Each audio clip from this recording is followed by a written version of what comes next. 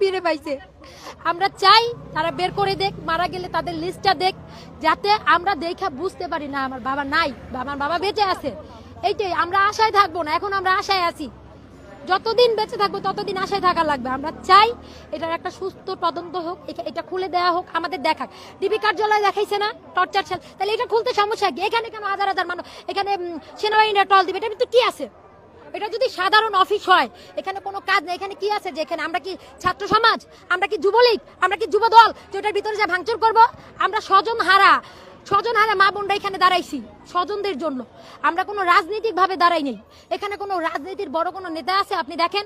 বলবে বিএনপি করছে এই কারণে নিয়ে গেছে, বলবে জঙ্গি করছে এই কারণে নিয়ে গেছে। জঙ্গি করুক, সে বিএনপি করুক, তাকে কি নিয়ে যাওয়ার সরকারের রাইট আছে? কোনো জায়গা নাই। সে শাস্তি দিতে পারে আইনি ভাবে, সে ফাঁসি দেখ, সে যাবজ্জীবন দেখ। আমরা যাব, আমরা দেখব, লাশ পাবো, আমরা জানাজা পড়াবো, মাঠে দিব, ঘরের পাশে যাই মুনাজাত করব। কিন্তু গুম করার কোনো সরকারের নাই। এখন যে সরকারি আসছে কোন জনগণের জন্য, এরকম টর্চার সেল, এরকম কোন তার মানে গুম ঘর, আয়না ঘর, হাওয়া ভবন এগুলা যাতে না থাকে। জনগণের জন্য সরকার, জনগণের জন্য সরকার, জনগণের সেবা দিবে সরকার। কিন্তু সেই জনগণকে কেন তারা আয়না ঘরে নিয়ে মেরে ফেলবে, গুম করে ফেলবে? তাদের হারও তার সন্তানরা পাবে না, তাদের খবরও তারা পাবে না। এটা কি সরকারের, এটা কি কোনো আইনে আছে? সে আসামি, তাকে আপনি থানায় দেন, ওইখান থেকে বের হলে হবে, নাহলে তার ফাঁসি হবে। কোনো আনলিগাল কথা হবে না, লিগাল কথা। সে আসামি, তাকে আপনারা আইনি ভাবে আনেন। তাদের গুম করার মতো কোনো ক্ষমতা আপনাদের নাই। এটা কোনো জায়গায় নাই, কোনো রাষ্ট্রতে নাই। আমাদের একটাই দাবি, আমাদের স্বজনদের যেভাবে হোক, যেখানে হোক, আমরা তাদের খোঁজ চাই। প্রত্যেকটা মা তার সন্তান ফিরে পাক, প্রত্যেকটা সন্তান তার বাবা ফিরে পাক, প্রত্যেকটা বোন তার ভাই ফিরে পাক। এটা ছাড়া আমাদের আর কোনো দাবি নেই। অবশ্যই তারা এখানে আছে, যেহেতু আমাদের কাছ থেকে আমার ভাইয়ের ভোটার কার্ড নিছেন, তারপর হচ্ছে আমরা যে রাজশাহী কোর্টে মামলা করছিলাম ওই মামলার কাগজ দিয়েছি, তার যে পরিচয়পত্র যেগুলো ছিল আমরা সব এখানে দিছি। আমরা আশা করি তাদেরকে ফিরে পাবো। আমাদের এখানে প্রতিটা পরিবার আশায় আছে যে হয়তো বা ফিরে আসবে। আমার মা আজ অসুস্থ, আমার মাকে বাসায় রেখে আসছি। আমার মা আমাকে একটু আগে ফোন দিছে, কিরে তোর ভাইয়ের কোনো খোঁজ পাইছিস? আমার মা বাসায় কান্না করতেছে। আমি আশায় আছি যে হয়তো বা পাবো।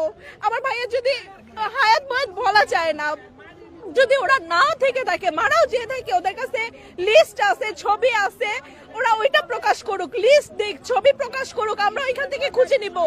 এবং আমাদের এই ডিজিএফআই ভবনটা খুলে দেওয়া হোক, এটা নিচে যে আয়না ঘর নামক আন্ডারগ্রাউন্ড আছে এটা খুলে দেওয়া হোক। আমরা সব ওইখানে যায় দেখতে চাই যে সত্যি ওইখানে কি আছে। আমাদের স্বজনদের আমরা ওইখান থেকে নিয়ে আসতে চাই। আমরা বাহিরে ঘুরে বেড়াইতেছি, আলো বাতাস পাচ্ছি, ওরা এখানে সূর্যের আলো পর্যন্ত দেখতে পাচ্ছে না। যদি ওরা আসামিও হয়, ওদের জন্য থানা আছে, পুলিশ আছে, জেলখানা আছে, আদালত আছে। আমরা তাদের ওইখান থেকে জেলখানা নিয়ে সাজা হইলে আমরা হয়তো জামিনে আনতে পারবো, বা ওইখানে যদি তাদের ফাঁসির রায় হয় হয়তো আমরা লাশটা পাবো। কিন্তু এখন আমরা একটা অনিশ্চয়তার মধ্যে আছি, আমরা জানি না বেঁচে আছে না মারা গেছে। আমরা এখন জোর দাবি জানাচ্ছি, যিনি রাষ্ট্র প্রধান, এখন সেনাবাহিনীর প্রধান বা ডিজিএফআই মহাপরিচালক, আমরা তাদের কাছে আমাদের জোর দাবি, আমাদের আবেদন যে তারা এই আয়নাঘর নামক বাংলাদেশে যেখানে আছে সবগুলো মুক্ত করে দেওয়া হোক, সবাইকে বের করে আনা হোক। আমরা তাদের কাছে, আমরা ছাত্র সমাজকে পর্যন্ত জানাতে চাই যে তারা আমাদের পাশে আসুক। আমরা তাদের কাছে আবেদন করি, তারা নিহত বা যারা নিখোঁজ হয়েছে তাদের একমাত্র আমরা এখানে যারা আছে আমাদের বেতনটা আমরাই বলতে পারবো, অন্য কেউ বুঝতে পারবে না।